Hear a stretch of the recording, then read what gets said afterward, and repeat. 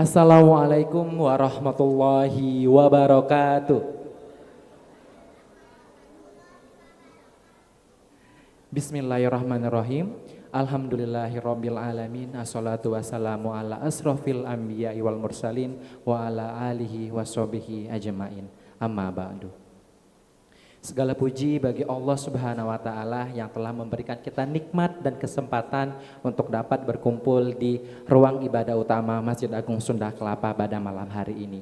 Serta sholawat beriring salam semoga selalu tercurahkan kepada Nabi Muhammad Sallallahu Alaihi Wasallam, kepada keluarga, para sahabat dan umat-umatnya hingga akhir zaman. Amin, amin ya Allah Rabbal Alamin.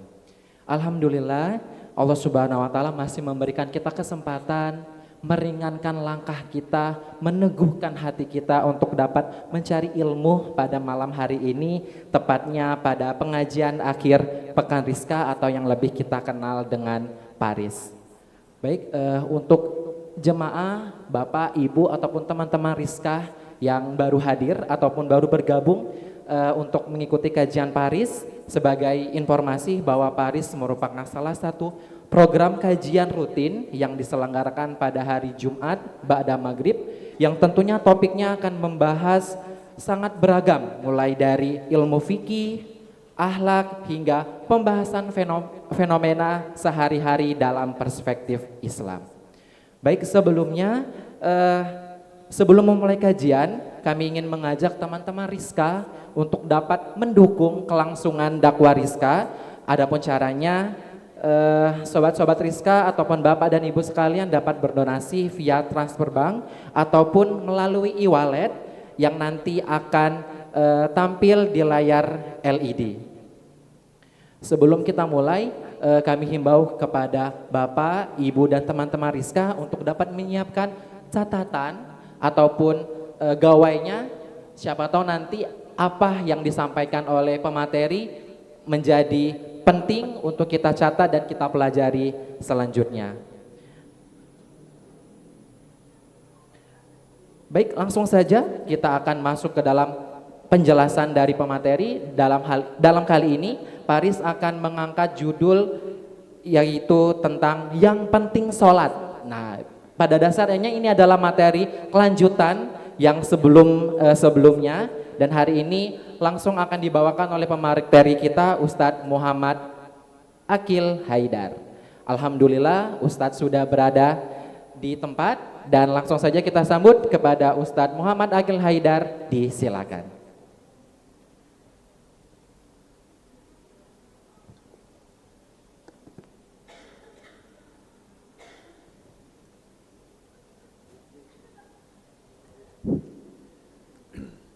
Bismillahirrahmanirrahim. Assalamualaikum warahmatullahi wabarakatuh.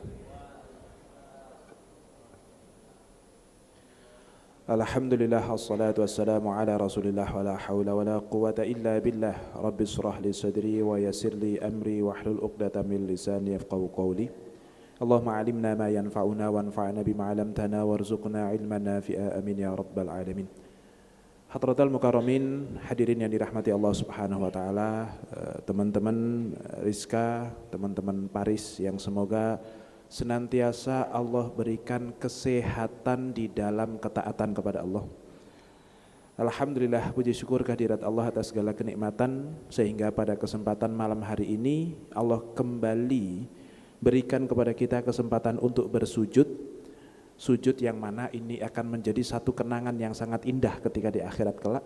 Sujud yang insya Allah lelahnya itu akan hilang, tetapi nikmatnya tidak akan sirna sampai hari kiamat, bahkan sampai akhirat kelak. Sujud yang kemudian dengannya kita bisa mendapatkan ampunan dari Allah Subhanahu wa taala. Kita harus syukuri bisa menjalankan sholat maghrib, alhamdulillah berjamaah. Semoga Allah istiqomahkan kita di dalam ketaatan kepada Allah Subhanahu wa taala. Tak lupa salawat salam mari kita sanjung sajikan ke junjungan kita Nabi Agung Muhammad sallallahu alaihi wasallam, dengan penuh harap semoga kita termasuk umat yang akan mendapatkan syafaatnya di yaumil qiyamah nanti. Amin ya rabbal alamin. Hadirin yang dirahmati Allah Subhanahu wa taala, pada kesempatan kali ini kita akan melanjutkan kajian mengenai yang penting sholat? Apakah yang penting sholat? Atau kemudian kita perlu secara teknis benahi dan juga secara pemaknaan juga dibenahi. Nah ini saya kira yang penting sholat saja sudah bagus sebenarnya. Apalagi kemudian kita benahi bagaimana kita menghadirkan Allah, menghadirkan hati di dalam sholat kita, ditambah juga kita benahi bagaimana tentang teknis-teknisnya. Itu merupakan salah satu bentuk syukur dari kita kepada Allah Subhanahu wa taala dengan kemudian memperbaiki sholat kita. Karena sebagaimana sering berulang-ulang saya sampaikan, sholat ini adalah anugerah dari Allah yang tidak Allah berikan kepada setiap hambanya. Dan alhamdulillah kita minimal tadi sholat maghrib adalah orang-orang yang Allah berikan kenikmatan untuk mau sujud itu. Karena tidak setiap hambanya Allah dikasih kenikmatan untuk mau sujud itu, untuk mau sholat. Nah kita kok termasuk, berarti alhamdulillah. Nggak usah bandingin sama orang lain, bahkan bandingin sama diri kita yang sebelumnya. Misal, oh kemarin saya belum dapat nih kenikmatan untuk mau sholat. Terlepas dari ya nikmat nggak nikmat, syukur nggak syukur, khusyuk nggak khusyuk itu ya, itu nanti dulu. Tetapi ya Allah, meskipun nggak khusyuk, tapi ini kenikmatan yang kemarin belum Engkau berikan kepada saya, dan sekarang nih loh, barusan saya mendapatkan kenikmatan itu, meskipun mungkin motif awalnya bukan karena memang mau sholat. Mungkin motif awalnya adalah karena terjebak di pertemanan yang semuanya sholat. Loh, itu kenikmatan. Kenapa? Karena insya Allah kita menjalankan sholatnya effortless, tetapi insya Allah tetap mendapatkan kenikmatannya. Jadi nggak nyesel. Yang ada adalah bersyukur. Maka sestandar apapun, enggak usah standar, kadang kita malah insecure dengan sholat kita kan. Sejelek apapun sholat yang kita laksanakan, itu bukan prestasi kita, sekali lagi, itu adalah anugerah dari Allah. Maka syukuri saja dulu, ya Allah gini-gini kok Engkau berikan kenikmatan untuk mau sholat. Karena itu bukan prestasi kita, sekali lagi, itu adalah anugerah dari Allah yang ternyata tidak Allah berikan kepada setiap hambanya, bahkan mungkin tidak diberikan kepada kita di saat yang sebelumnya. Maka syukuri saja dulu. Insya Allah kalau disyukuri, la in syakartum la azidannakum. Kalau kamu bersyukur maka Allah akan tambah nikmatnya. Nikmat apa? Yo nikmat ibadah. Insya Allah sih nggak akan nambah sholat maghribnya, jangan. Sholat maghrib tetap sehari sekali, tetapi minimal mungkin kenikmatannya. Atau mungkin keterikatannya, jadi resah kalau tidak melaksanakan. Itu sebuah kenikmatan loh. Tidak semua orang pun resah ketika tidak melaksanakan. Minimal punya keresahan, kok saya tidak sholat misalnya, atau belum sholat gitu ya. Keresahan itu merupakan kenikmatan yang tidak Allah berikan kepada setiap hambanya. Kenapa? Karena memang Allah berkehendak semua hamba Allah yang muslim ini untuk kemudian melaksanakan sholat, dan Allah janjikan bahwasanya sholat ini adalah media bagi seorang hamba untuk mendapatkan ampunan. Dikatakan dalam satu hadis bahwasanya lau anna naharon fi bibabi ahadikum bibabi kulli ahadin minkum. Kalau misalnya setiap rumah kamu kok punya setiap pintu rumah kamu di depannya ada sungai. Ini hadis riwayat Muslim. Kemudian kalian mandi sehari 5 kali. Ayab qamin daroni hisyai, apakah kemudian tersisa kotoran di dalam tubuhmu kalau sehari kok mandi 5 kali? Ini hadis ditawarkan kepada orang Arab. Orang Arab itu mandinya seminggu 2 kali. Kalau kita itu mandinya ya males-malesnya sekali sehari. Biasanya sih normal, nggak tahu sih ini normal apa nggak normal menurut siapa juga gitu ya, sehari 2 kali lah at least. Nah itu pun buat kita yang sehari mandi 2 kali, 5 kali itu kebanyakan. Maka Rasul menanyakan kepada sahabat, apakah kemudian tersisa dari tubuhmu itu kotoran? Maka para sahabat pun mengatakan, enggak, layab qamin daroni hisyai, nggak mungkin ada kotoran tersisa kalau sehari kok mandi 5 kali. Itulah mathalus sholawatil khamsi. Permisalan sholat 5 waktu itu menghapus dosa-dosa. Jadi dari subuh sampai zuhur kira-kira kita berbuat dosa apa enggak? Agak berani yang mengatakan tidak. Nah, tetapi kemudian Allah sudah berikan, nih penawarnya, sholat. Bukan berarti ini legitimasi, oh berarti kalau gitu dosa enggak apa-apa, bukan. Kita enggak usah disengaja saja, dosa itu sudah ada jatahnya kok. Kan gitu ya, jadi enggak usah kemudian menyengaja, sudah. Dosa-dosa itu akan digugurkan dengan sholat kita.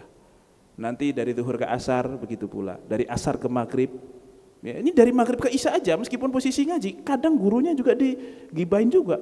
Ini ustadznya kemana sih kan gitu misalnya.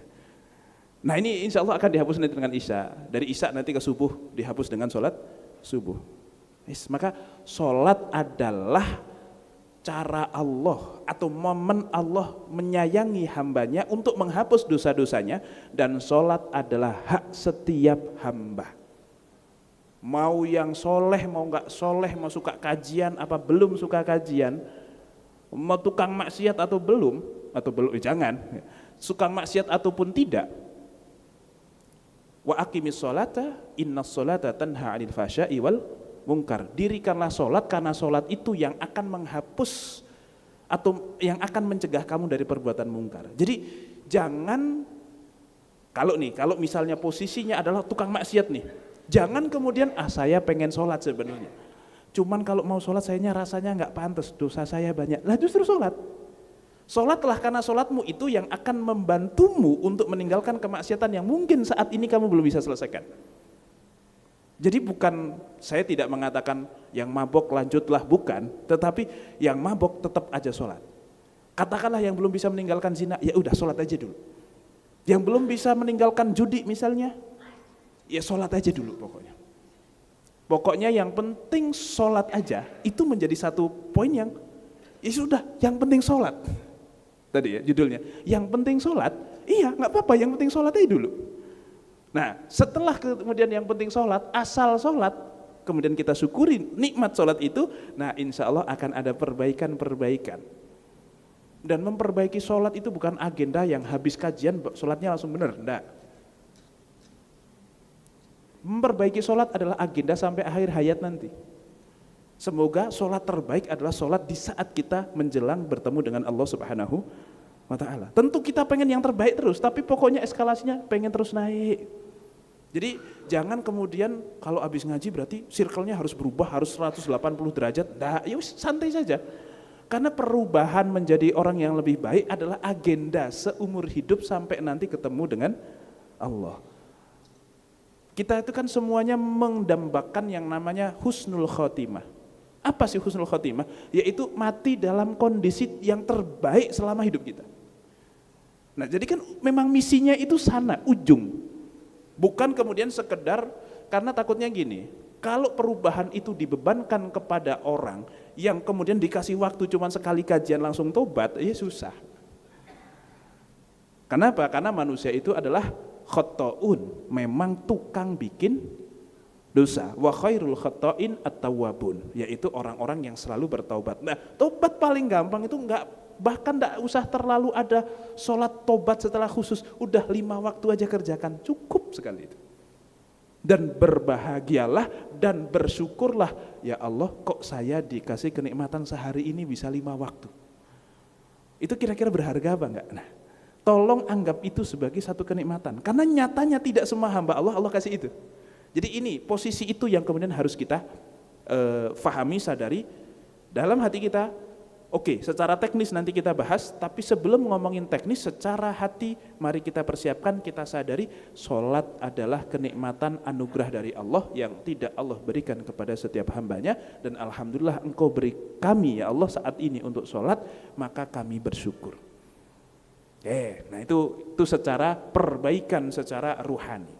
Nah kita perlu juga ruhani diperbaiki, tetapi secara teknis juga perlu untuk diperbaiki. Nah kemarin kita ngomongin masalah sujud.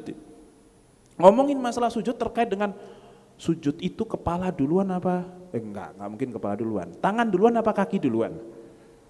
Kemudian apakah sujud itu kalau tertutupi mukena misalnya, tertutupi pecisah atau tidak? Sudah kita sampaikan. Pokoknya ulama khilaf. Yang intinya adalah oh ternyata sholat itu semudah itu, masa sudah semudah itu kok tidak dikerjakan, kayak gitu nantinya. Oke, nah setelah sujud kita akan membicarakan tentang duduk di antara dua sujud. Yang mana pertama, secara hukum duduk di antara sujud menurut jumhur ulama adalah rukun sholat. Artinya orang kalau sholat kok tidak duduk di antara dua sujudnya, berarti sholatnya tidak sah karena meninggalkan satu rukun menurut jumhur ulama. Tetapi menurut mazhab Hanafi, ini ekstrim perbedaannya, menurut mazhab Hanafi bangkit dari sujud menuju duduk itu hukumnya sunnah. Duduk di antara dua sujud itu hukumnya sunnah. Yang penting adalah ar-raf'u minas sujud, cuman sekedar bangkit saja dari sujud. Intinya kepalanya kok diangkat, tersujud lagi, sudah cukup. Meskipun tidak sampai duduk. Itu menurut Hanafi. Kenapa? Ya karena duduk di antara dua sujud itu cuman satu pekerjaan supaya sujud disebut dua kali. Tanpa duduk di antara dua sujud, berarti sujud ini akan susah untuk disebut sujud dua kali. Jadi kan mau sujud 1 menit,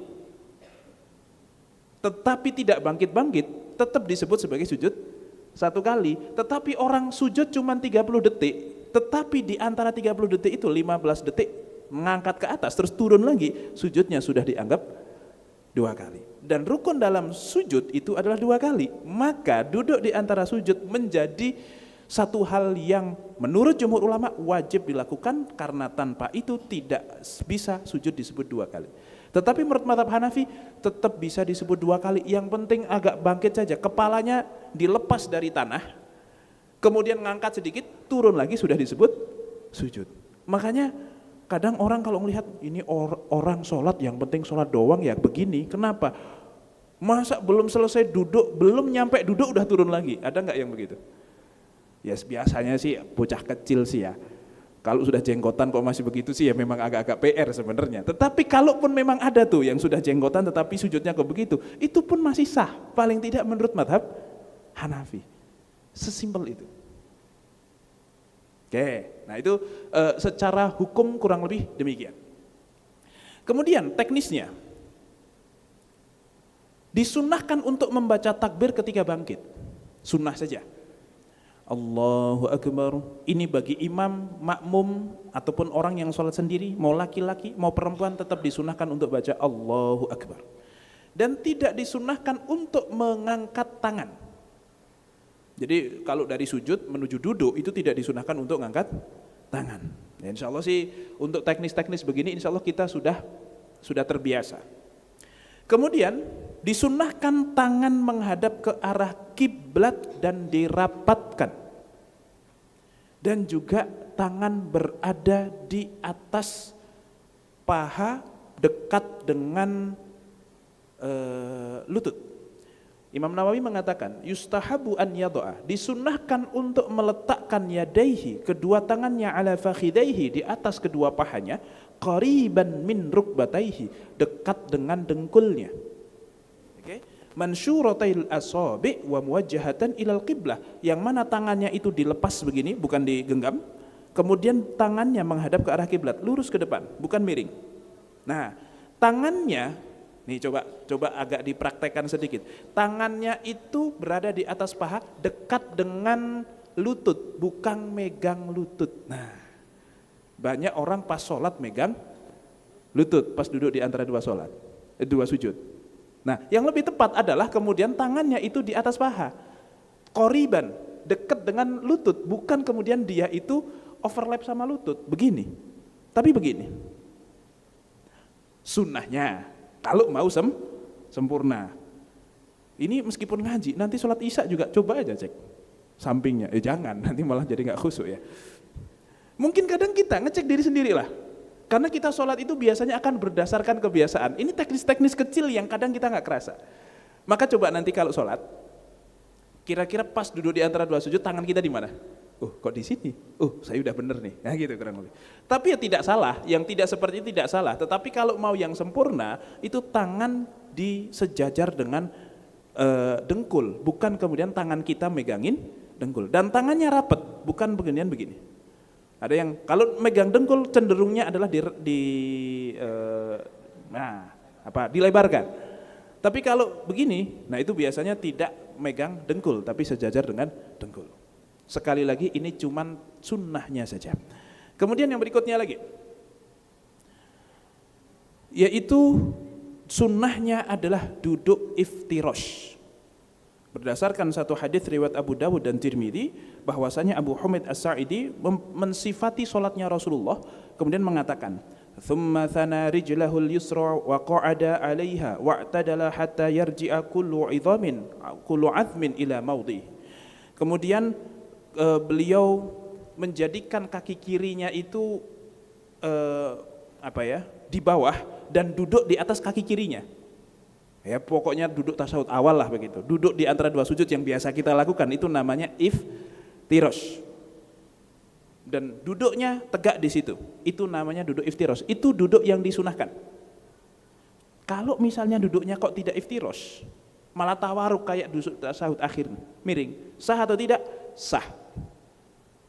Bahkan Imam Nawawi mengatakan duduk dengan cara apapun yang penting disebut duduk maka sah. Duduk silah, tahu nggak duduk silah? Duduk di antara dua sujud kok duduk silah? Sah. Selonjoran, Pak. Karena misalnya kakinya sakit, nggak bisa ditekuk, rukuk sih bisa Ustaz, berdiri sih bisa Ustaz, sujud sih juga masih bisa Ustaz. Tetapi kalau duduk di antara dua sujud kakinya ditekuk itu yang nggak kuat. Ya, sebagian orang mungkin sakitnya seperti itu. Maka ya sudah, duduknya selonjor saja. Nah, coba satu orang duduknya selonjor. Coba Ijul, maju ke depan. Ayo maju. Coba dari berdiri menuju sujud. Coba. Dari berdiri menuju sujud. Allahu Akbar. Oke? Nah, sujud. Nah, dari sujud Allahu Akbar, duduknya tapi selonjor. Selonjor itu gimana sih selonjor? Kakinya itu begini ke depan. Nah, tapi dari sujud coba. Dari sujud terus selonjor. Nah, meskipun kayak gini, secara pandangan mata ini kan kayak berisik dan membutuhkan ruangan yang banyak. Tapi kalau memang kakinya seperti itu, sakit misalnya, ya sudah, duduk sambil selonjor nggak apa-apa. Bentar, belum. Mohon maaf ya. Nih, kebetulan dia belum nikah juga, gitu kan. Oke, sekarang coba dari selonjor tadi, duduk selonjor. Nah, kemudian balik lagi ke sujud. Allahu Akbar. Nah, mungkin kalau sakit kakinya nggak akan begitu. Kalau sakit kakinya dia akan geser ke samping. Artinya membutuhkan tempat yang lebih luas dan bentuknya, cara perpindahannya itu jelek bisa dikatakan. Tapi secara hukum sah apa enggak? Sah. Ada sesuatu yang terkurangi enggak secara rukun? Tidak ada, wong dia sudah duduk. Cuman tidak mendapatkan sunnahnya, yaitu duduk iftirosh. Tapi ya enggak apa-apa, namanya sakit Pak. Enggak usah ke orang yang sakit, Ijul yang enggak sakit sholat begitu pun sah sebenarnya. Meskipun enggak sakit nih. Apalagi kok memang karena sedang sakit. Nah, maka teknisnya yang penting duduk titik. Bahkan ada satu duduk yang makruh banget makruhnya, itu duduk dengkulnya dinaikin ke atas dan dipegangin. Nah, kayak gitu tuh, coba. Nah, duduknya begitu. Ya pokoknya gitu aja. Nah, duduk di antara dua sujud kok begini, itu sah, tapi makruh sekali. Yang seperti itu. Oke, terima kasih ya, nanti lagi. Itu hukumnya sunnah. Kemudian yang berikutnya ada yang namanya duduk iq'a. Apa itu duduk iq'a? Dalam hadis riwayat Muslim dari Abdullah bin Abbas, pernah beliau ditanya itu tentang ini. Qulna libni Abbas fil iq'a'i 'alal qadamain. Kami bertanya kepada Abdullah bin Abbas tentang duduk iq'a di atas dua kakinya. Maka Ibnu Abbas mengatakan hiya sunnah, itu adalah perbuatan yang sunnah. Oke? Faqulna lahu inna lanarahu jufa'an birrijli.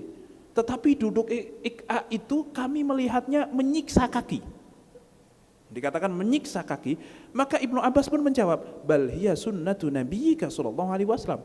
Lah gimana wong itu sunnah Nabi kok? Mau menyiksa mau enggak itu sunnah Nabi, ya sudah. Maka selain duduk iftirosh tadi, disunahkan pula untuk yang namanya duduk ik'a. Berarti kalau mau sunnah, kalau mau mendapatkan keutamaan, cara duduk di antara dua sujud itu ada dua.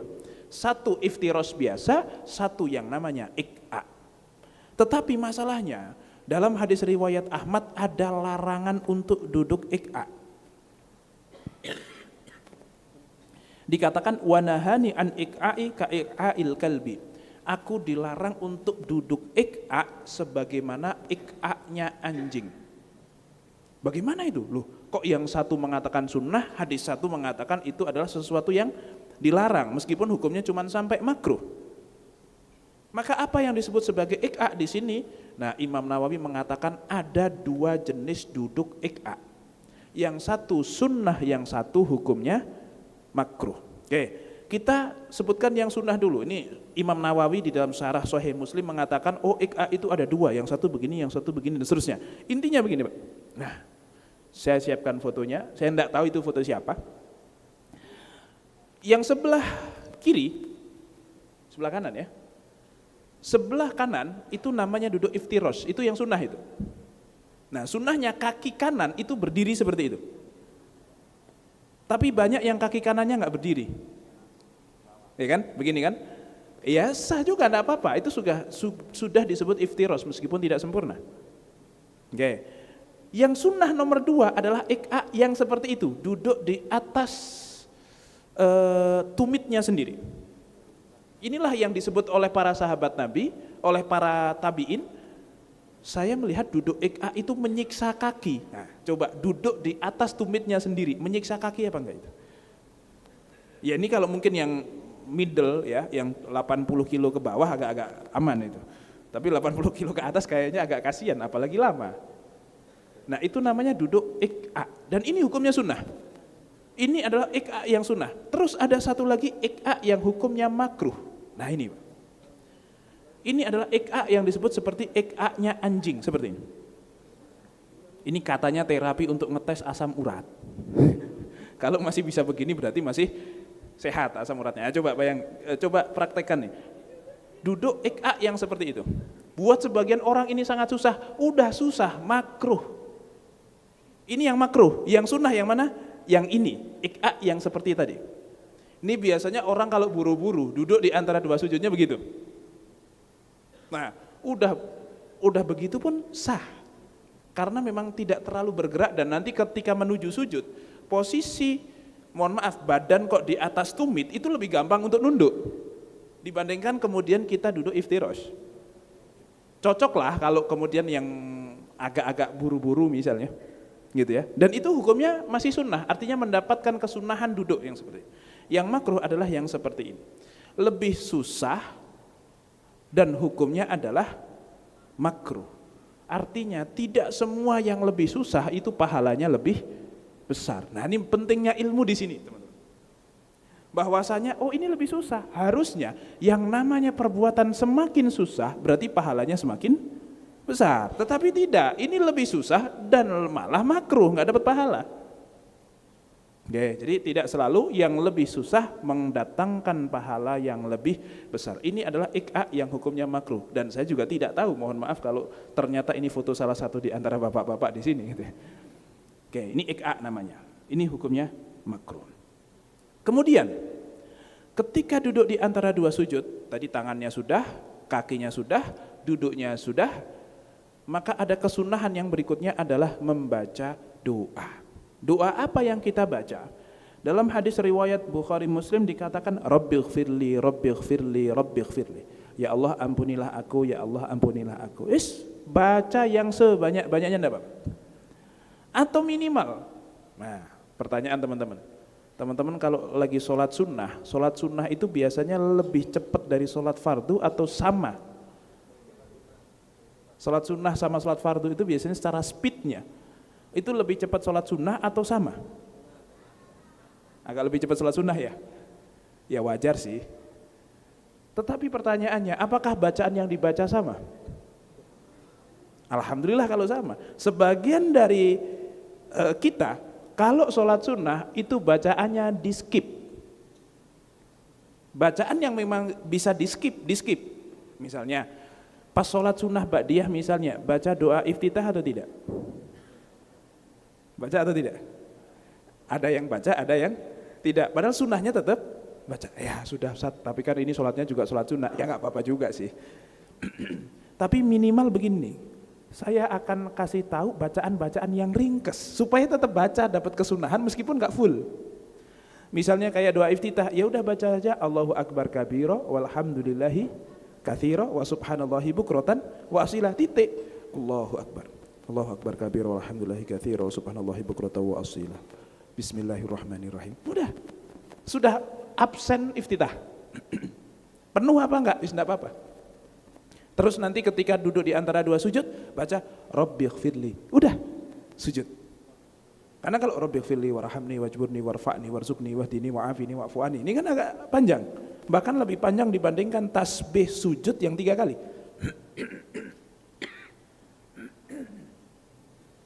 Dan saya yakin ada sebagian dari kita kalau untuk sholat sunnah pas sujud tasbihnya bukan 3 kali.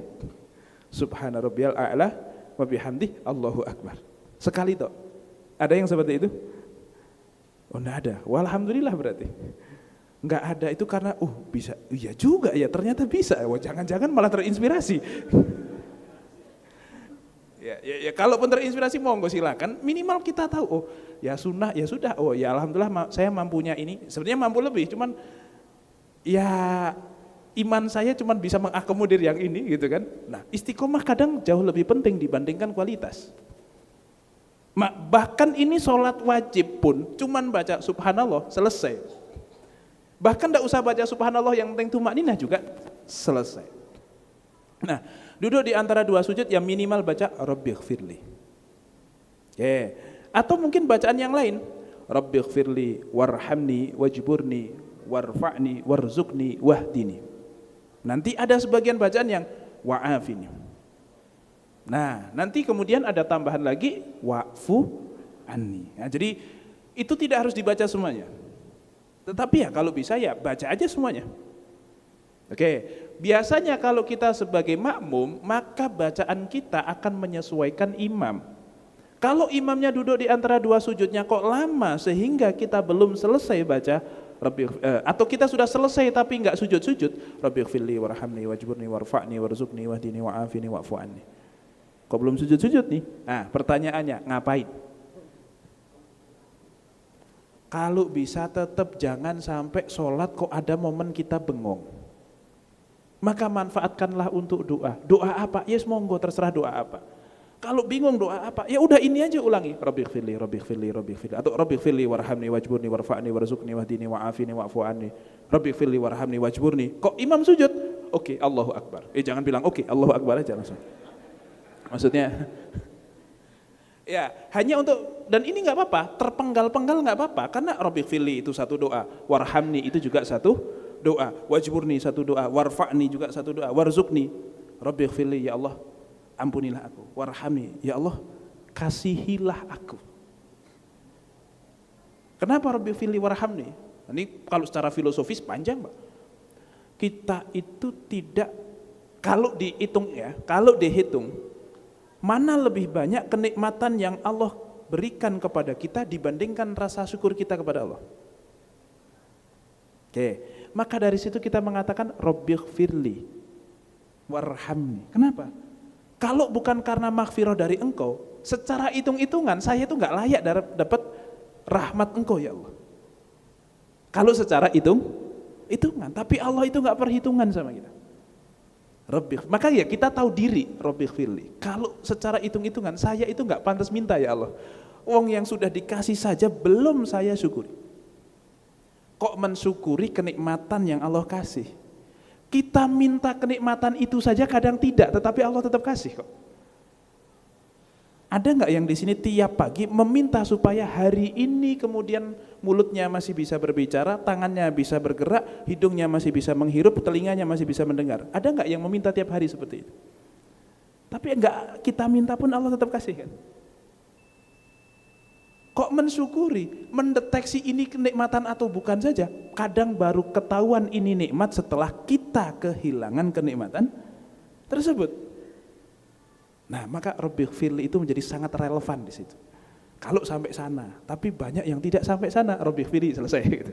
Oke, kita jeda dengan sholat isya terlebih dahulu. Nanti kita insya Allah akan sambung terkait dengan teknis-teknis berikutnya. Allahu a'lam bishawab. Bismillahirrahmanirrahim. Assalamualaikum warahmatullahi wabarakatuh. Alhamdulillah wassalatu wassalamu ala rasulillah wa la hawla wa la quwata illa billah amma ba'du.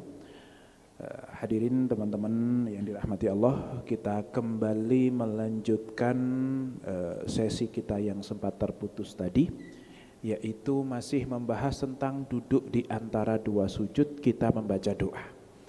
Membaca doa memang sunnah, tetapi kalau mau menghayati, mau mendalami sholat, ingin mendapatkan kekhusyuan sholat, maka memang memahami doa, membaca dengan memahaminya itu nampaknya menjadi satu syarat yang mutlak kalau mau dapat khusyuk yang mendalam.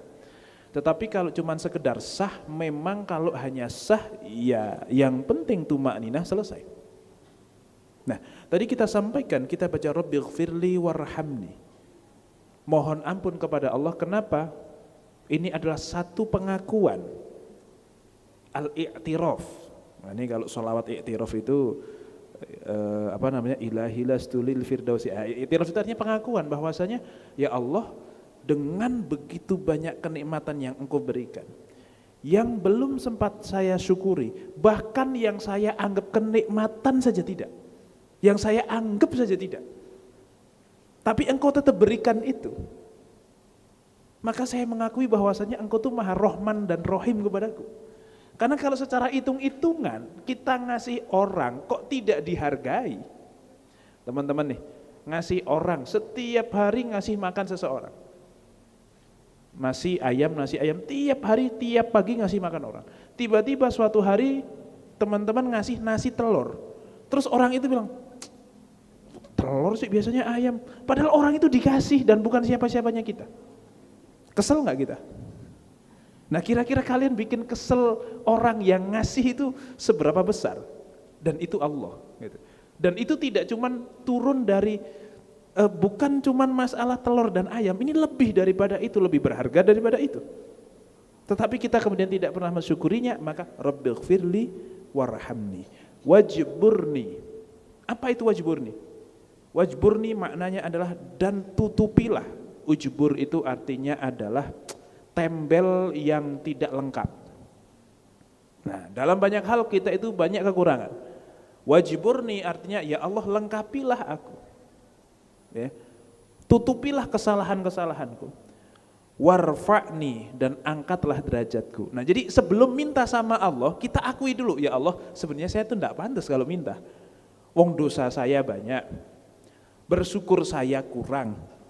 Tetapi kok udah gitu masih mau minta. Dikasih nasi telur yang biasanya dikasih nasi ayam, dia protes. Kok cuma nasi telur sih? Udah gitu, besok tolong bikinin ini ya. Loh, kamu tuh cuma dikasih kok malah minta-minta. Nah, posisi kita mungkin lebih parah daripada itu. Nggak tahu dirinya dalam tanda kutip. Tetapi ya enggak apa-apa, wong kepada Allah gitu. Allah itu Maha Pemurah, maka Rabbighfirli warhamni wajiburni warfa'ni, dan angkatlah derajatku. Warzuqni, dan rizkikanlah atau berikanlah kepadaku rizki. Wahdini, dan berikanlah aku hidayah. Nah, hidayah ini penting. Hidayah tidak sekedar dari non-muslim masuk menjadi muslim. Seluruh kebaikan yang kita lakukan itu bahan bakarnya hidayah dari Allah. Betapa banyak orang yang mengetahui sholat itu wajib, tapi yang tahu bahwasanya sholat itu wajib, berapa kemudian yang sholat? Kalau bukan hidayah dari Allah, maka kita pun tidak akan sholat. Maka jangan ujub, jangan merasa sholat itu prestasi kita, itu adalah effort kita. Ya kan memang saya sholat. Bukan, sholat itu adalah hidayah dari Allah. Maka wahdini itu juga harus selalu diresapi. Ihdinas siratal mustaqim itu harus selalu diresapi. Tanpa itu kita tidak akan bisa melakukan kebaikan. Sekecil apapun kebaikan adalah hidayah dari Allah. Wahdini, wa'afini. Wa'afini, dan berikanlah kepadaku keafiatan. Keafiatan itu apa? Keafiatan itu lebih kuat daripada sehat. Sehat itu mata bisa ngelihat. Tapi kalau matanya dipakai untuk lihat yang maksiat, atau bahkan matanya dipakai untuk melihat yang tidak ada gunanya, itu berarti belum afiat. Afiat itu sehat produktif. Betapa banyak orang sehat gagah luar biasa, tapi kehidupannya malam begadang pusreng, pagi hari tidur sampai sore, gitu misalnya. Ya bukan berarti tidak ada gunanya, pasti akan ada gunanya. Tetapi yang kehidupan yang tidak produktif seperti ini kan juga bukan yang kita harapkan dari tubuh kita. Maka kita meminta keafiatan itu lebih daripada sehat. Sehat yang produktif. Wa'afini wa'fu anni, dan ampunilah aku. Kita tutup kembali dengan wa'fu anni. Ini kalau paham. Ini kalau lagi kemudian banyak, biasanya ya, kalau lagi banyak masalah itu perkata itu jadi berarti buat kita. Tetapi kalau lagi buru-buru biasanya tahu-tahu sudah sujud saja. Ya dua-duanya sah. Yang mana kadang sudah tahu ilmunya pun kadang ya A, kadang ya B, kadang ya A, kadang ya B. Makanya tadi sekali lagi, meraih sholat yang terbaik itu bukan wacana untuk sholat berikutnya. Tetapi ini adalah pokoknya targetnya adalah seumur hidup kalau bisa selalu mengupayakan mendapatkan sholat yang terbaik terus. Karena nggak akan ada ujungnya. Oke, nanti atau tadi sholat isya sudah alhamdulillah luar biasa khusyuk Ustaz. Pertanyaannya besok subuh bisa nggak mengulangi khusyukan itu? Belum tentu kan. Nah ini makanya kita selalu minta kepada Allah untuk mendapatkan rizki, hidayah, kenikmatan di dalam sholat kita. Oke, lanjut lagi. Boleh juga untuk kita ganti dengan bacaan doa yang lain. Kata Imam Nawawi, wa yustahabbu du'a al-madhkur al-mukhtar al-akhwat an ya'tiya bil kalimati sab'i kama sabaqa bayanu. Qala sahibu tatimmah. Disunnahkan untuk membaca doa yang sudah terlampir tadi. Rabbighfirli warhamni wajburni warfa'ni warzuqni wahdini wa'afini. Itu, sunnahnya baca itu. Tetapi kalaupun baca yang lain, wala yata'ayyanu hadzal du'a bal ayyu du'ain da'a bihi hasalatis sunnah.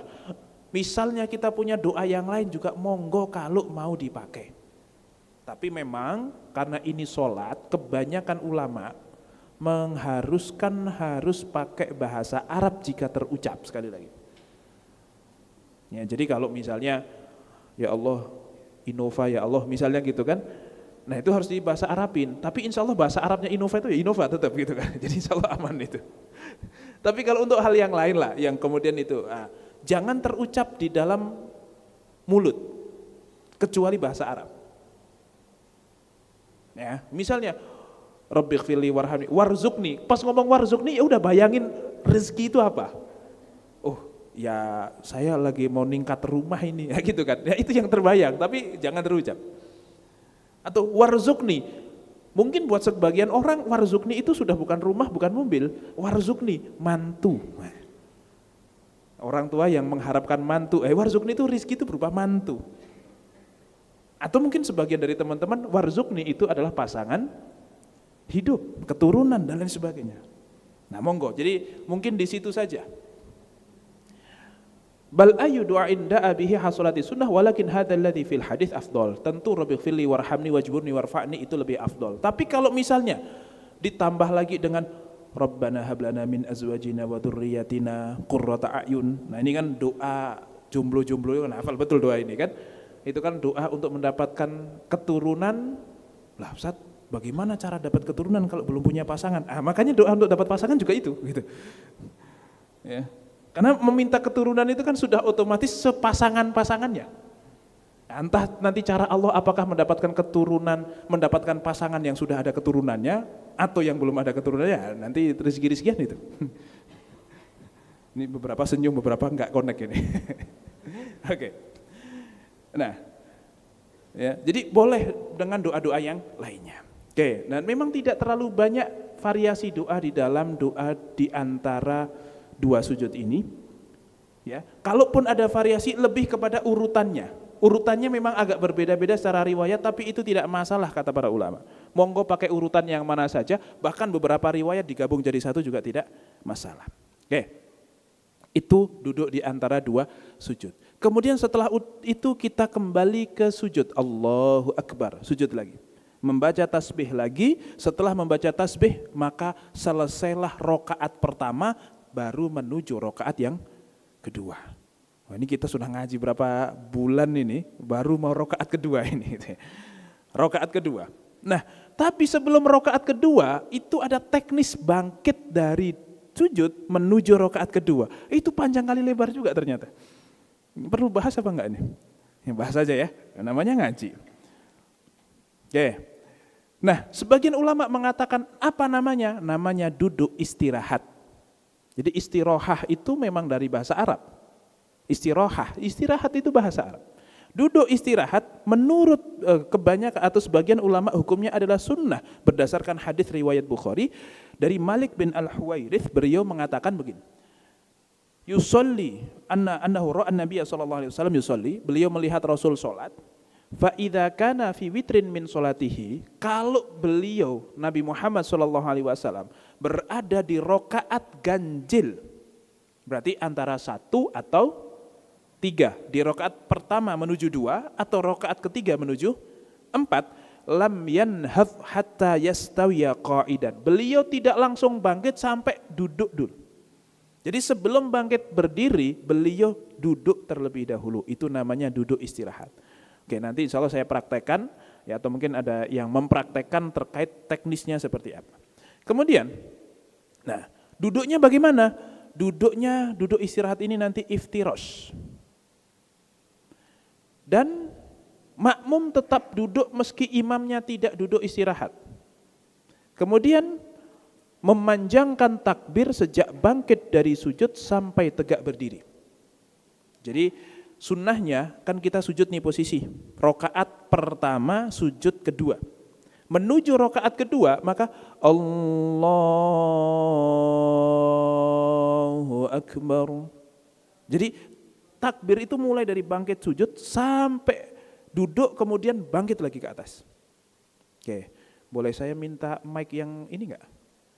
Saya praktekin saya saja ya, nanti takutnya salah ini.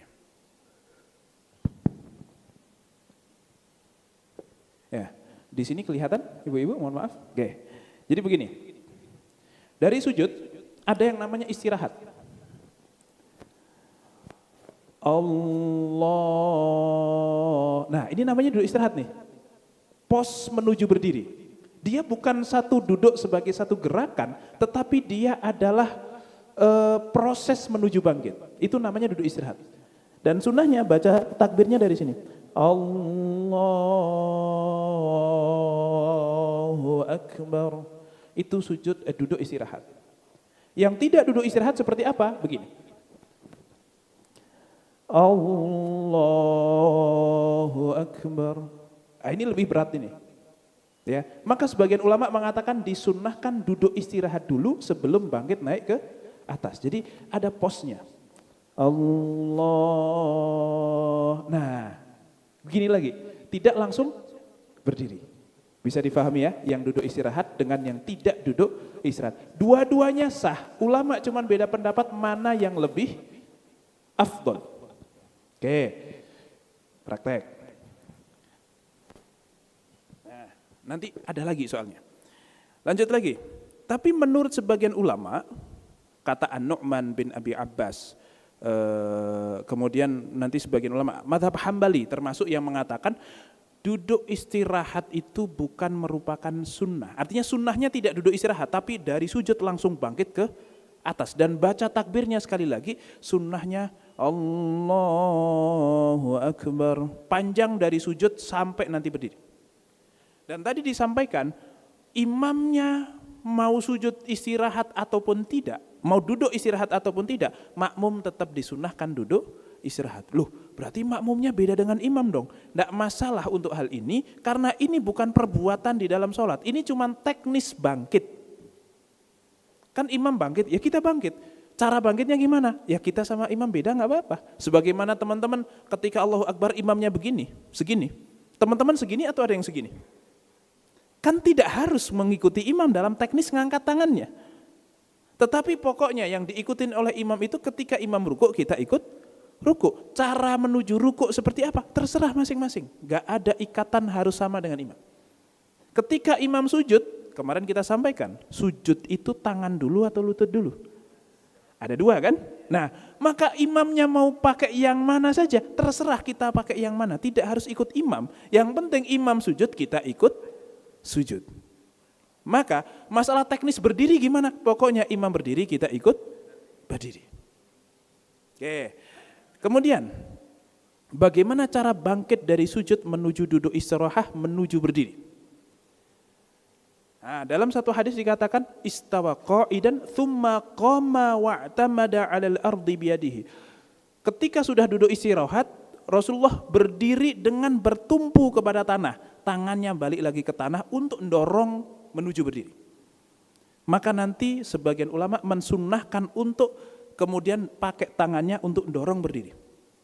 Walaupun nanti mazhab Hambali mengatakan, wah ini hadis perbedaan pendapat ulama, saya kira nggak terlalu perlu disampaikan ya. Ini fikih sekali ini ya. Ada dua hadis. Satu dikatakan Rasulullah melarang seseorang untuk bangkit dengan mendorong pakai tangan. Tetapi Rasulullah sendiri ketika bangkit dari sujud, beliau mendorong dengan tangan.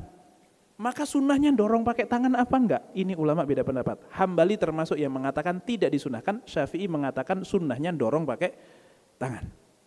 Oke, saya coba praktekkan lagi. Baik, begini. Oh, ada kameranya ya. Oke, kelihatan ya. Jadi begini, ini saya praktekkan yang duduk istirahat dan tangannya bertumpu kepada tanah. Kemungkinan besar jamaah di sini rata-rata pakai yang ini. Ya, begini. Allahu Akbar. Nah, tangannya gini dulu. Ini namanya bertumpu kepada tanah untuk bangkit. Hu Akbar. Kebanyakan kita sih kayaknya itu. Yang agak lebih mudah. Yang lebih susah, dan ini sunnah menurut Hambali, begini. Allahu Akbar. Nah, patokannya atau tumpuannya itu pakai paha. Ini tidak semua orang bisa. Nah, mazhab Hambali mengatakan bahwasanya Rasul melarang untuk kita itu bertumpu dengan tangan kita ketika bangkit. Nah, tapi kok Rasul melakukan? Rasul melakukan di saat usianya sudah sepuh. Maka pakai tangan adalah pilihan bagi mereka yang sudah sepuh. Yang masih muda, jangan pakai tangan. Nah itu. Terlebih lagi, suatu amalan semakin berat, semakin besar pahalanya. Tetapi mazhab Syafi'i punya jawaban juga. Enggak, ini bukan masalah lebih berat atau tidak. Ini Rasulullah melakukan, tapi di sisi lain ada larangan. Maka, jika ada dua pilihan, maka Rasul itu selalu pilih yang paling gampang. Ya sudah, yang gampang saja. Itu kata mazhab Syafi'i. Terus gimana? Ya udah terserah, yang penting berdiri habis itu. Bahkan dalam mazhab Syafi'i, kalau kamu butuh pegangan, tongkat ataupun tali untuk apa? Tali dari atas ada tali gitu ya, atau mungkin ada tembok. Dia pegangan untuk bangkit, dia bisa berdiri tegak, tetapi untuk bangkit perlu bantuan pakai tongkat. Tidak masalah. Bahkan saat saya itu kalau dari berdiri menuju sujud bisa, tapi kalau dari sujud menuju berdiri, kalau sudah berdiri bisa, yang nggak bisa itu bangkit menuju berdirinya, kecuali kok pegangan tangan, masih tetap wajib berdiri. Ya sudah, pegangan pakai tongkat, pakai kursi, pakai apapun itu. Ustaz, tapi kalau saya lagi di masjid agak susah itu. Lebih baik sholat dengan rukun yang sempurna meskipun nggak ke masjid. Atau udah di masjid ngambil paling ujung sana, di mana lah gitu ya. Yang kira-kira kemudian di situ bisa megang tembok untuk ke atas. Kenapa? Karena berdiri adalah rukun. Selama masih bisa, berarti masih harus dikerjakan. Meskipun bisanya dengan bantuan, selama bantuannya ada, memungkinkan pakai tongkat, pakai apapun itu, silahkan kerjakan. Karena mohon maaf, sebagian dari kita itu agak, mohon maaf, memudah-mudahkan. Ke masjidnya jalan kaki, sehat alhamdulillah, nyampe sini langsung cari kursi. Ini agak-agak Kurang tepat ini. Karena rukun itu baru gugur kalau kita nggak bisa melaksanakannya. Bukan kemudian, wah susah berdirinya, kalau udah sujud susah bangkit. Ya, susah itu bisa apa enggak? Kalau memang sudah tidak bisa, oke. Tetapi kalau masih bisa, maka perlu untuk diupayakan. Meskipun tadi, wah duduknya bisanya selonjoran. Ya sudah selonjoran, kenapa? Karena di dengkulnya itu habis jatuh. Kan dengkul habis jatuh, kalau duduk kok ditekuk begitu kan luka lagi, baru mau kering basah lagi dan seterusnya kan. Oke, lonjorannya aja enggak masalah.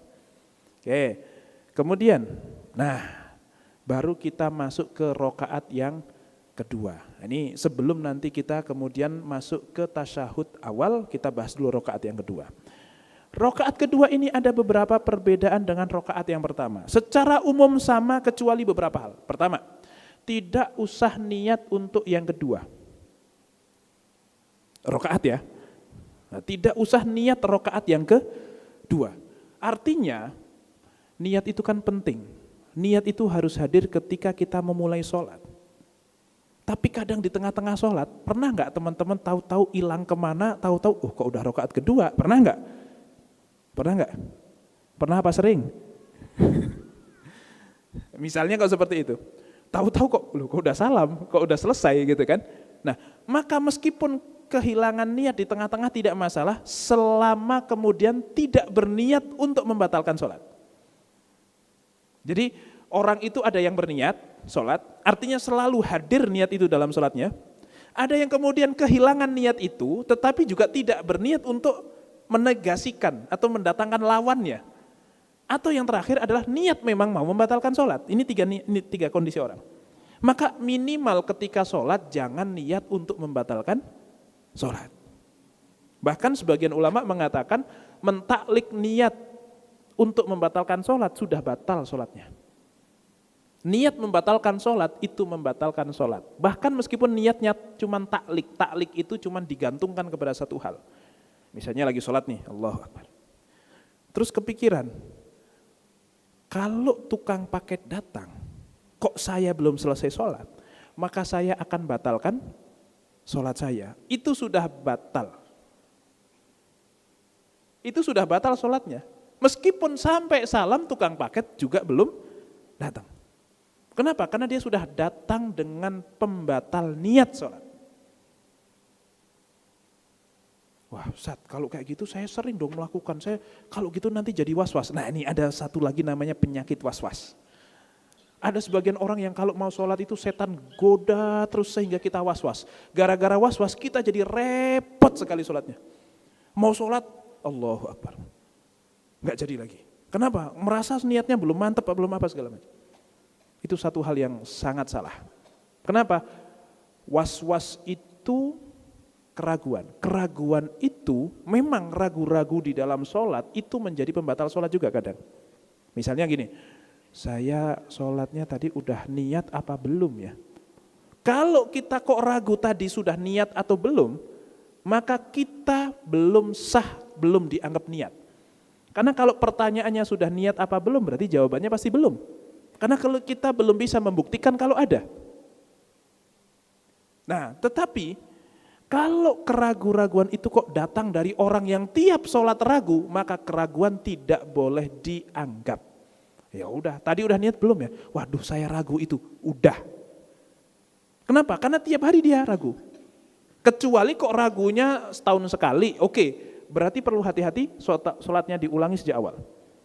Tapi kalau setelah itu kok dia tiap hari ragu-ragu. Oh tadi itu najisnya udah hilang belum ya? Tadi itu udah ini.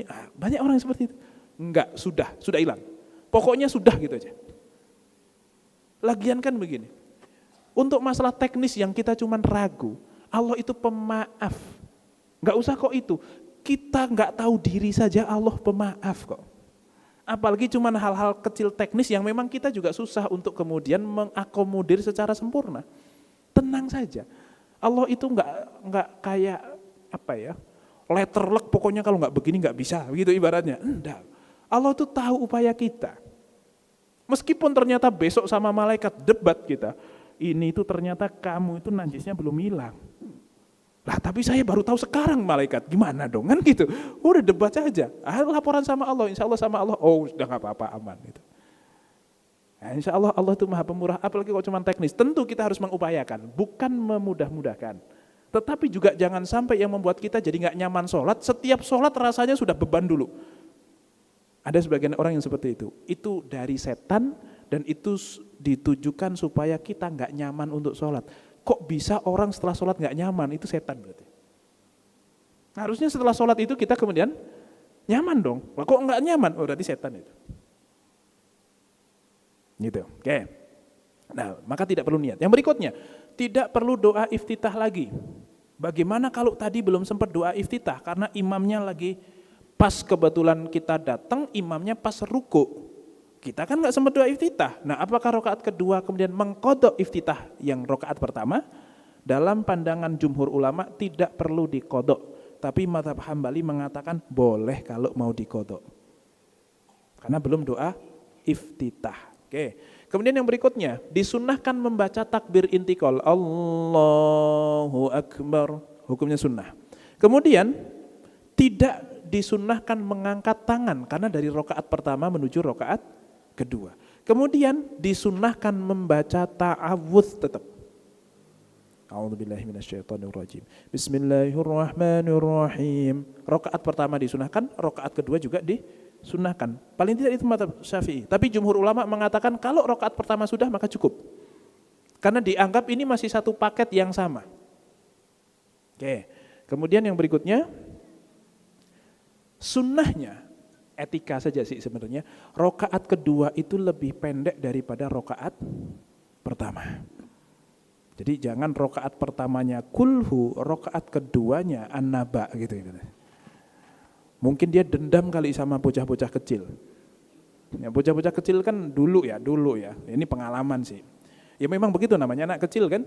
Pokoknya kalau imamnya bacaannya kok panjang, oke, kita tunggu dulu sampai menjelang rukuk baru masuk. Oke. Nah, karena imamnya tahu kelakuan bocah-bocah kecil ini, akhirnya diprank sama imamnya. Awal kul huwallah dulu, rakaat kedua saya bikin panjang kalian, kan gitu. Oh, ya masa sholat kok kemudian ada prank-prankan. Tapi misalnya seperti itu sah atau tidak? Sah. Cuman adabnya rakaat pertama lebih panjang daripada rakaat kedua. Secara umum, walaupun kadang ada beberapa yang rakaat pertama lebih pendek dari rakaat kedua. Misalnya dalam dalam sholat Jumat, rakaat pertama baca apa? Rakaat pertama baca apa kalau sholat Jumat? Biasanya apa? Sabbihis. Nah, rakaat kedua baca Al-Ghasyiyah. Nah, Al-Ghasyiyah itu secara jumlah ayat lebih panjang daripada Sabbihis. Tapi memang sunahnya begitu ya sudah kita pakai. Artinya berarti kan ini tidak sebuah keharusan, ini cuma masalah etika saja. Nah, di luar itu baca Fatihahnya sama, rakaat pertama dan rakaat kedua disunahkan jahar. Jahar itu apa? Keras. Rakaat ketiga dan keempat tidak disunahkan keras jika ada. Pokoknya rakaat setelah tasyahud awal tidak disunahkan keras. Dan keras di dalam sholat disunahkan bagi imam dan juga bagi orang yang sholat sendiri. Jadi teman-teman, kalau sholat subuh kok sendirian, itu jahar atau sir? Sholat subuh sunnahnya jahar atau sir? Jahar, oke. Kalau dia imam, oke, jahar. Tetapi kalau dia sholat sendirian, jahar apa sir? Sunnahnya jahar. Tapi pertanyaannya, teman-teman kalau sholat subuh sendirian, jahar apa sir? Mau laki-laki mau perempuan, sunnahnya jahar. Nah, maghrib, isya pun sunnahnya tetap jahar. Jahar itu maksudnya dikeraskan. Jadi Allahu Akbar. Bismillahirrahmanirrahim. Ya pelan saja. Kalau bukan imam ya enggak usah keras-keras. Pelan sepelan kayak kita lagi baca Quran sendirian. Kayak gimana sih? Ya segitu lah kurang lebih. Tapi sunnahnya tetap dibaca keras itu sebenarnya. Ya kecuali sholat subuhnya kok jam 8 ya jangan. Kenapa? Ya kamuflase lah biar orang taunya duha gitu ya. Tapi ya begini. Berarti kalau jam 8 belum sholat subuh baru kebangun gimana? Udah sholat aja, yang penting sholat ya itu. Jargon tadi benar, yang penting sholat. Sholat apa niatnya? Subuh. Terserah orang mau melihat kita sholat apa itu, pokoknya belum dikerjakan maka kewajiban tetap harus dilaksanakan. Sholat itu kayak utang belum dikerjakan, ya kerjakan saja. Meskipun telat bayar utang, yang penting bayar. Udah telat nggak bayar lagi, ini kan dua kali pelanggaran gitu. Oke, nah jadi sunnahnya subuh, maghrib, isya meskipun sendirian itu jahar. Barulah setelah itu ruku', i'tidal, sujud itu sama semuanya. Nanti rakaat kedua ada yang namanya tasyahud awal. Nah tasyahud itu juga panjang kali lebar. Masalah tangan bagaimana? Begini, begini, begini, begini, begini, begini atau gini, gini, gini dan seterusnya. Oh itu panjang kali lebar. Tapi sekali lagi itu cuman masalah furu itu masalah cabang yang nggak terlalu inti, nggak terlalu penting tangan ini di mana, yang penting sholat. Udah, tangannya mau di mana itu cuma teknis. Oke, dalam pembahasan tataran teknis perlu kita sampaikan, tetapi itu bukan merupakan satu hal esensial kita harus pilih yang mana. Itu bukan prinsip. Yang prinsip pokoknya kalau memang masih PR-nya mengkomplitkan sholat 5 waktu, udahlah komplitin aja dulu. Nggak usah terlalu ribet sama urusan yang seperti ini. Nah terus ngapain kita ngaji gini Ustadz? Justru ngaji kayak gini itu supaya, oh ternyata sholat itu gapnya tinggi, banyak. Yang sempurna begini, tapi ternyata cuman kayak gitu doang juga sah. Tadi bahkan saya sampaikan orang sujud, Allahu Akbar, Allahu Akbar, Allahu Akbar. Belum duduk sempurna udah sujud lagi. Secara hukum menurut mazhab Hanafi sudah sah.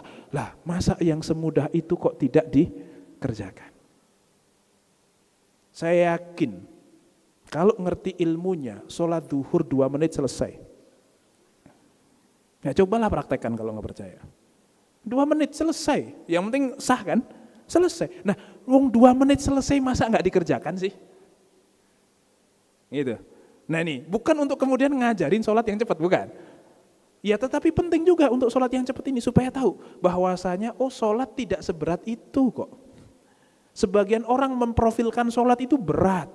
Kamu khusyuk pun belum tentu diterima. Wah repot kalau begitu. Dalam kondisi ini yang penting sholat sudah. Oke, bisa dipahami insya Allah ya. Baik, Allahu a'lam bishawab. Tasyahud awal kita bahas di lain kesempatan. Untuk selanjutnya mungkin jika ada tanya jawab atau diskusi saya kembalikan ke moderator. Baik, Masya Allah, tabarakallah, sungguh informasi yang sangat daging yang sudah dijelaskan oleh Ustadz Muhammad Akil tadi. Jadi ini ada request nih Ustadz dari panitia. Katanya untuk pertanyaannya tidak lewat chat tapi mau ditanyakan langsung. Jadi nanti kita kasih kesempatan untuk satu yang dari Ikhwan, satu yang dari Akhwat. Baik, mungkin kita persilakan terlebih dahulu untuk dari yang Ikhwan. Ada yang berkenan atau memiliki pertanyaan yang akan ditanyakan kepada Ustadz, disilakan. Baik, silakan.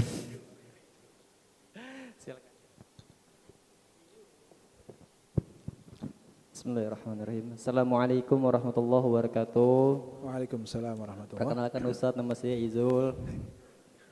Izin bertanya Ustadz, mungkin ini pertanyaan materi selanjutnya, tapi mungkin boleh disepil biar karena biar nggak jadi keraguan ketika sholat. Masalah ketika kita sholat, mungkin kita berada di posisi tasyahud awal, yang seharusnya kita duduk iftirash saja. Lalu ketika melakukan itu kita lupa bahwasanya kita sedang ada di posisi tasyahud akhir atau duduk tawarruk gitu Ustaz. Nah ketika kita baru ataupun baru ingat, kita merubah posisi itu Ustaz, kembali ke duduk aslinya. Namun di sini mungkin ada gerakan yang berlebihan ataupun mungkin yang berindikasi dalam pembatal sholat. Karena saya sendiri pernah mendengar perkataan seperti itu, kalau gerakan seperti itu mungkin bisa jadi pembatalan sholat. Apakah itu benar atau tidak? Mungkin saya pribadi belum pernah tahu detail hukumnya Ustaz. Mungkin itu saja Ustaz. Apakah bisa diberi penjelasan lagi? Terima kasih. Assalamualaikum warahmatullahi wabarakatuh. Waalaikumsalam. Oke, begini. Jadi ceritanya orang lagi tasyahud awal. Harusnya tasyahud awal. Tapi entah pikirannya kemana, tahu-tahu duduknya miring begini. Loh, kan masih awal kok begini kan gitu ya. Terus dia mengkoreksi duduknya, kemudian duduk biasa. Apakah kemudian berpotensi untuk membatalkan sholat? Insya Allah sih, kalau wajar sih tidak. Salah satu pembatal sholat adalah bergerak yang banyak. Nah, bergerak banyak itu apa patokannya? Dikatakan gerakan banyak adalah gerakan dengan anggota tubuh yang mayor. Lengan sama kaki. Jari itu bukan gerakan mayor. Jadi kalau jari kok dari awal sampai akhir gini terus, itu nggak masalah. Bahkan jari lima-limanya begini terus. Itu tidak dihitung sebagai gerakan. Tapi kalau ngayun begini, nah ini 1, 2, nah sebagian ulama mengatakan 3. Tapi menurut mazhab Syafi'i pun juga tidak ada patokan banyak itu berapa. Ya pokoknya banyak yang dikira-kira sudah banyak gitu.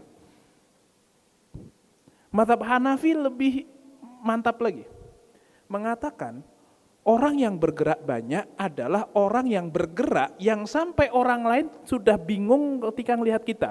Ini orang lagi sholat apa enggak sih? Nah gitu. Kalau orang kok sampai bingung kita itu lagi sholat apa enggak, berarti sudah banyak gerakannya. Tetapi selama orang masih tahu, dia lagi sholat, tapi kok garuk-garuk terus, iya lagi sholat tapi gatel, kan gitu misalnya.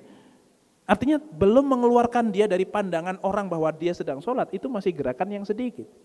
Nah, kalau cuman dari miring kemudian cuman gini, itu cuman satu gerakan dan itu ya sekali ya, bukan yang ekstrim, ya bahkan dari yang mau sujud, biasanya dari sujud kan kakinya nekuk, dia kemudian mau selonjor, ini kan pasti ngek gitu kan. Itu pun nggak masalah. Maka insya Allah mengkoreksi yang tadinya duduk iftiros menjadi duduk tawaruk menjadi duduk iftiros, itu tidak sampai gerakan yang membatalkan sholat insya Allah. Karena tidak dianggap sebagai gerakan yang banyak. Bahwasanya terlalu banyak gerak di dalam sholat, meskipun bukan gerakan yang membatalkan, itu memang hukumnya makruh.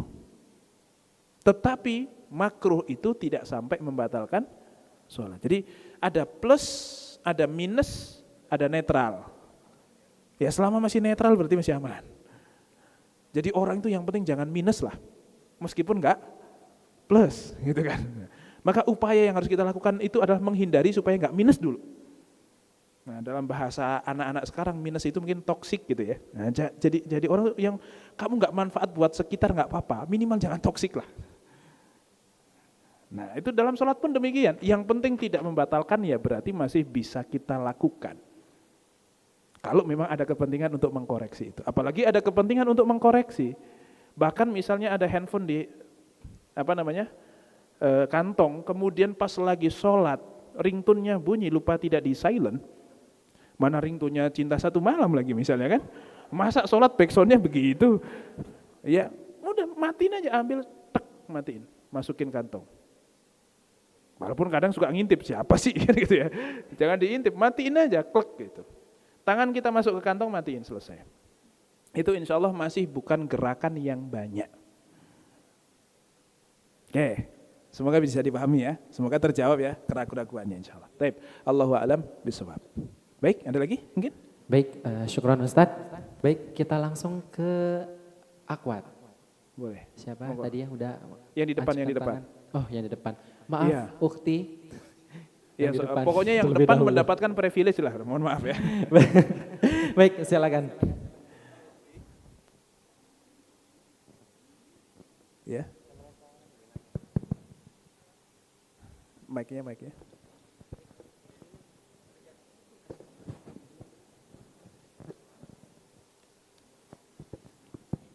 Assalamualaikum Pak Ustadz, saya mau bertanya. Warahmatullah. Sholat itu kan salah satunya untuk mencegah maksiat di waktu yang sholat yang akan datangnya dan juga menghapus dosa sebelum kita waktunya itu kan. Nah, yang mau saya tanyakan itu gimana kalau misalnya ada dosa-dosa yang entah secara kita sadar atau enggak sadar tuh maaf ya kata orang-orang tuh itu dosanya bisa sampai 40 hari nggak di soal kita tuh nggak diterima gitu misalnya. Itu sadar atau nggak sadar. Nah itu misalnya contoh di kantor katanya ada makanan-makanan yang ternyata itu makanannya tidak halal misalnya. Terus, oh berarti sholatnya 40 hari ke depan itu nggak terima, apa kita nggak sholat aja 40 hari ke depan apa sholat aja ya gitu. Terus yang kedua tuh gimana sih supaya sholat kita tuh tetap khusyuk, nggak mikirin duniawi gitu. Saat misalnya lagi sholat tiba-tiba mikirin tadi kompor udah mati atau belum ya misalnya kayak gitu contohnya. Itu aja Oke. Ustaz. Makasih. Assalamualaikum warahmatullahi Waalaikumsalam warahmatullah. Baik. Meminum khamr membuat 40 hari sholatnya tidak diterima. Kan gitu ya. Nah, bagaimana kita menyikapinya?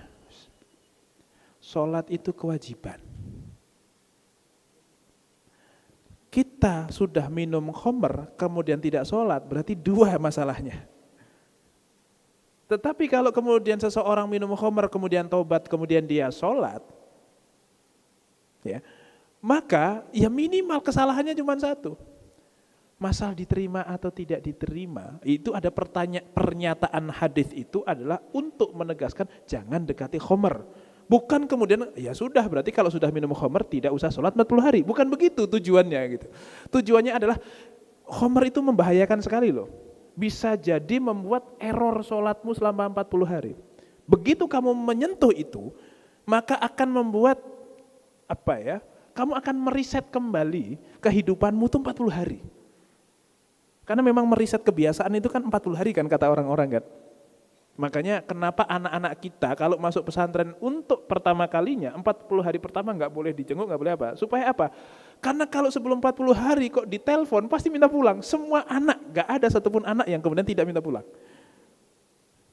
Nah tapi kalau sudah 40 hari ke atas, tetap nangis pas ditelepon, pas dijenguk. Tetapi insya Allah gimana mau pulang? Ya tapi sudah banyak teman juga sih kan gitu. Jadi sudah mulai banyak pertimbangan, sudah ada kedekatan, sudah ada ikatan. Nah maka maknanya adalah bukan 40 hari tidak diterima dan seterusnya secara letterlek, tapi lebih kepada kamu tuh bisa jadi meriset untuk menghilangkan kebiasaan, efek kebiasaan buruk itu minimal 40 hari. Itu untuk kemudian meng-highlight bahayanya dosa tersebut. Bukan untuk kemudian tidak mengerjakan pekerjaan setelahnya. Ya, jadi mindsetnya tolong dirubah. Jadi gimana? Sholat saja sudah nggak usah dipikir itu. Karena tidak pernah ada satupun fikih yang mengatakan orang kalau mabuk maka nggak sholatnya 40 hari tidak sah. Tidak ada.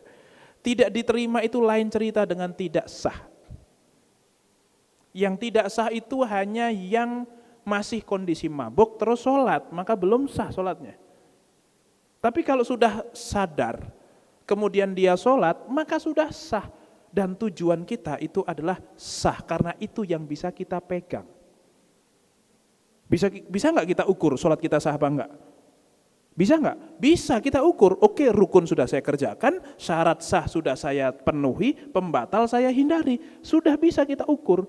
Tapi apakah sholat yang sudah saya upayakan sah itu diterima apa enggak? Enggak usah kok kita minum khamr dulu.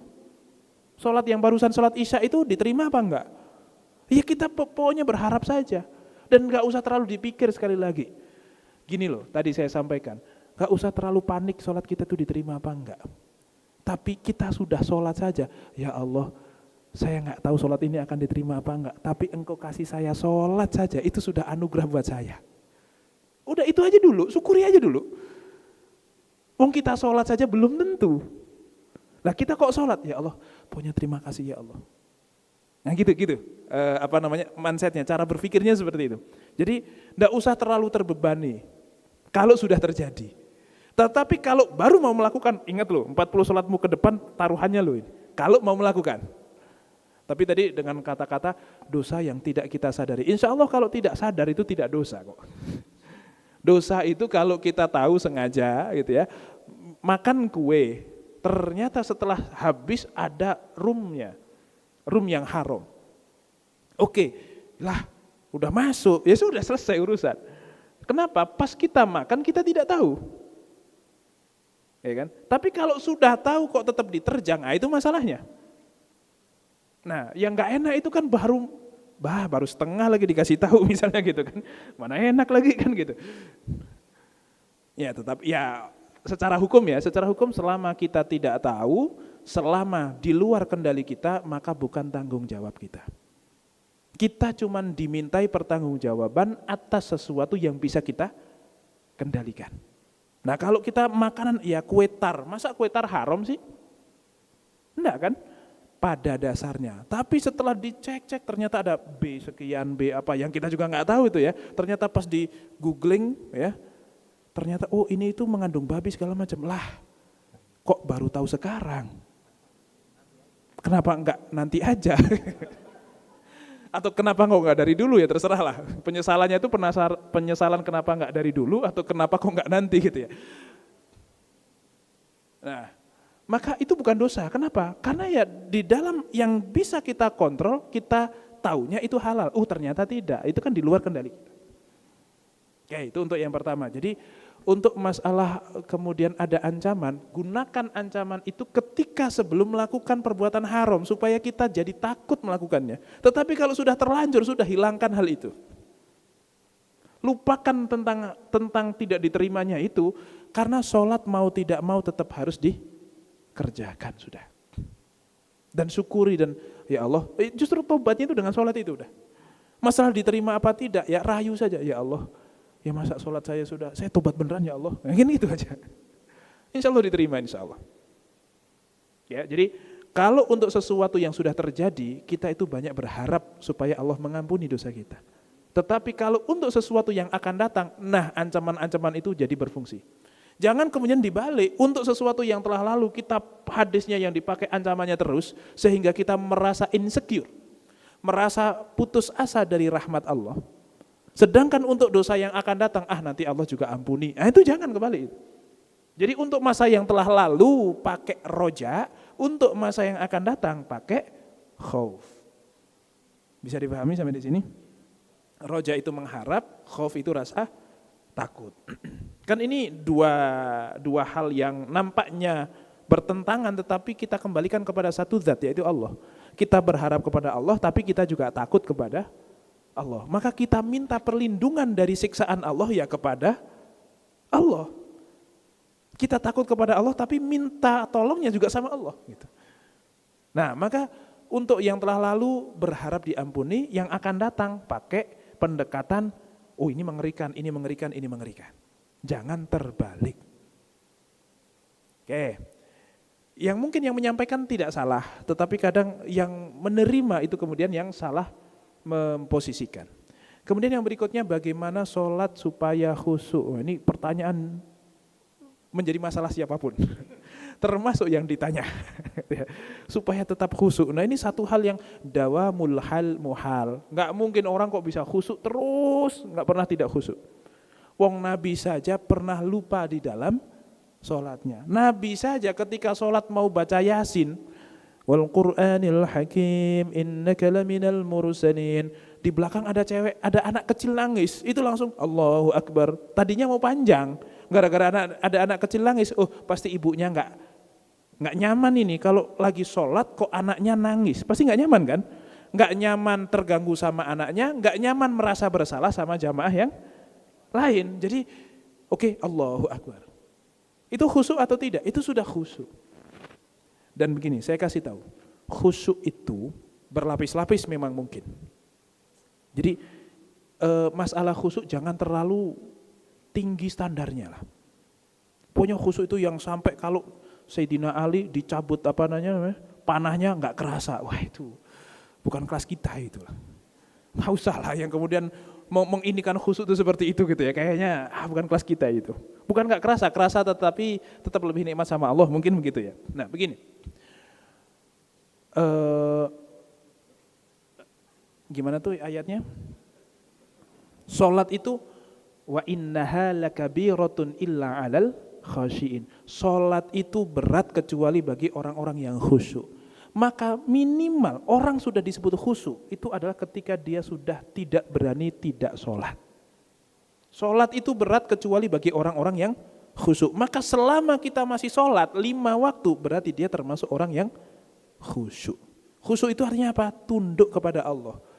Ya Allah, memang dalam sholat saya masih kepikiran itu token gimana bayarnya.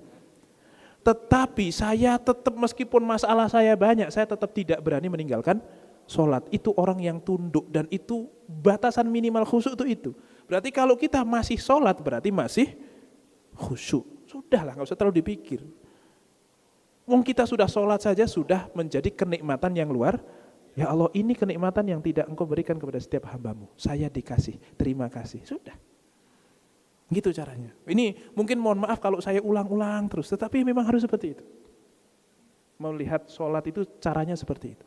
kita insya Allah semuanya sudah khusyuk dengan levelnya. Walaupun kalau ada tukang parkir buyar juga ya. Namanya kita kan gitu ya. Namanya manusia, ya enggak apa-apa. Ya tinggal kita istighfar kepada Allah, yang selesai.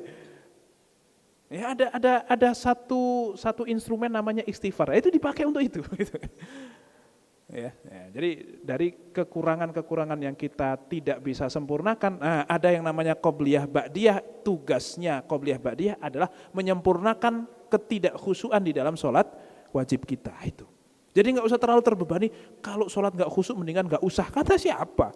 Yang penting sholat sudah. Itu memang sudah judul yang tepat sekali.